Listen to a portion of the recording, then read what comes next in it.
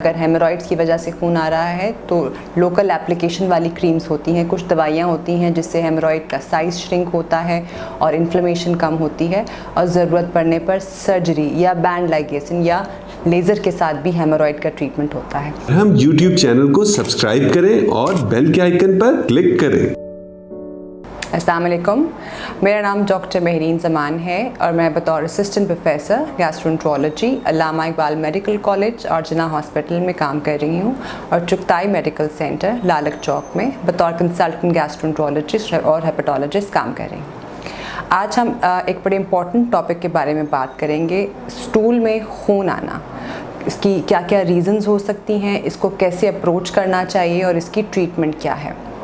आमतौर पे जब स्टूल से खून आता है तो इसका मतलब है कि बड़ी आंत से या बड़ी आंत का आखिरी हिस्सा जिसे रेक्टम कहते हैं या एनल कनाल कहते हैं, वहाँ से खून आ रहा है।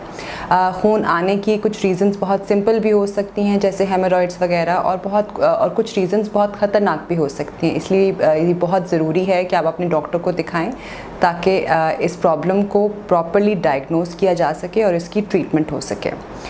खून अगर बिल्कुल ब्राइट रेड कलर का आ रहा है तो इसका मतलब है बड़ी आंत के सबसे आखिरी हिस्से से यानी कि रेक्टम से या कोलॉन से आ रहा है।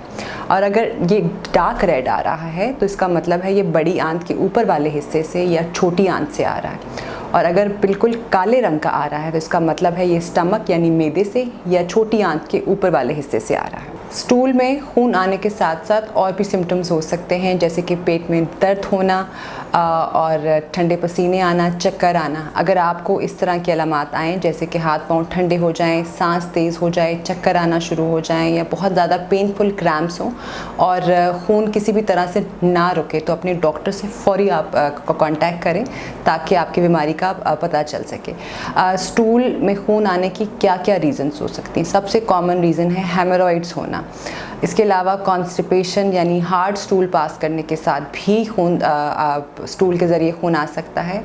एनल फिशर यानी जहाँ से पॉटी करते हैं उसके एनल कनाल के आखिरी हिस्से में अगर चीर आ जाए तो उसके साथ भी खून आता है। इसके अलावा आंतों की कुछ प्रॉब्लम्स हैं जिसे अल्सरेटिव कोलाइटिस कहते हैं, क्रोन्स डिजीज़ कहते हैं। इसमें बड़ी आंत में अल्सर बन जाते हैं, ज़ख़म बन जाते हैं और वहाँ से खून आता है। इसके अलावा अगर खुदा न खास्ता बड़ी आंत का कैंसर हो तो उसके साथ भी स्टूल में ब्लड आता है। और कुछ आंतों के इन्फेक्शंस होते हैं जिसमें लूज़ मोशंस के साथ खून आता है।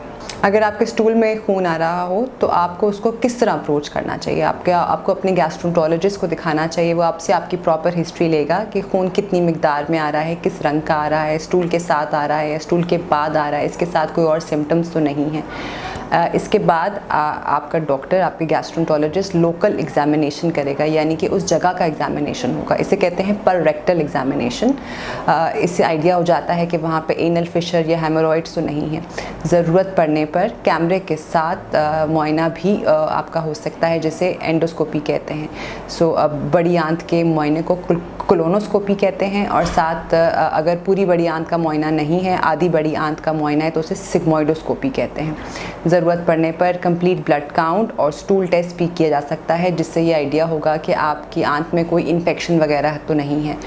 अल्सरेटिव कोलाइटिस और क्रोन्स डिजीज़ के स्पेशल स्टूल टेस्ट होते हैं जो कि किए जा सकते हैं जिससे पता चलता है कि कहीं अल्सरेटिव कोलाइटिस या क्रोन्स डिजीज़ की वजह से खून तो नहीं आ रहा। अगर कैंसर की अलामात आ रही हैं तो सीटी स्कैन एब्डोमेन या अल्ट्रासाउंड एब्डोमेन भी किया जा सकता है। स्टूल में खून आने की क्या ट्रीटमेंट है, ये इस चीज़ पर डिपेंड करता है कि खून कहाँ से आ रहा है और आपको क्या प्रॉब्लम है। अगर हेमोरॉइड्स की वजह से खून आ रहा है तो लोकल एप्लीकेशन वाली क्रीम्स होती हैं, कुछ दवाइयाँ होती हैं जिससे हेमोरॉइड का साइज़ श्रिंक होता है और इन्फ्लेमेशन कम होती है और ज़रूरत पड़ने पर सर्जरी या बैंड लाइगेशन या लेज़र के साथ भी हेमोरॉइड का ट्रीटमेंट होता है। एनल फिशर यानी कि बड़ी आंत के आखिरी हिस्से में चीर आ जाना उसके लिए एज सच कोई ऑपरेशन नहीं है, उसके लिए लोकल एप्लीकेशन वाली दवाइयाँ होती हैं और कॉन्स्टिपेशन को अवॉइड करना होता है। और अगर अल्सरेटिव कोलाइटिस है, क्रोन्स डिजीज़ है, उसकी वजह से खून आ रहा है तो उसकी एक स्पेसिफिक ट्रीटमेंट है जिसमें स्टीरॉइड्स का और कुछ और दवाइयों का इस्तेमाल किया जाता है। इन्फेक्शंस होने की सूरत में एंटीबायोटिक्स का इस्तेमाल किया जाता है, और खुदा ना खास्ता अगर कैंसर है तो उसके लिए सर्जरी या कीमोथेरेपी की जाती है। लेकिन सबसे कॉमन कॉज, क्योंकि हम जानते हैं हेमोरॉइड्स है और एनल फिशर है, तो इसलिए बहुत ज़रूरी है कि हम कॉन्स्टिपेशन को अवॉइड करें। उसके लिए ज़रूरी है पानी का इस्तेमाल बहुत करें, फाइबर का यानी फलों का और सब्जियों का और इसबगोल का छिलका ज़रूर लें, और स्टूल सॉफ्टनर का इस्तेमाल करें, और अपना जो लाइफस्टाइल है उसको एक्टिव रखें, एक्सरसाइज वगैरह ज़रूर करें। अगर आपको स्टमक का, मैदे का, आंतों का कोई भी इशू है तो आप मरहम के थ्रू मेरे साथ ऑनलाइन या मेरे क्लिनिक में अपॉइंटमेंट ले सकते हैं। हम YouTube चैनल को सब्सक्राइब करें और बेल के आइकन पर क्लिक करें। अभी मरहम ऐप डाउनलोड करें और किसी भी मसले के लिए 2000 से ज्यादा स्पेशलिस्ट डॉक्टर से ऑनलाइन, ऑडियो या वीडियो कॉल के जरिए बात करें।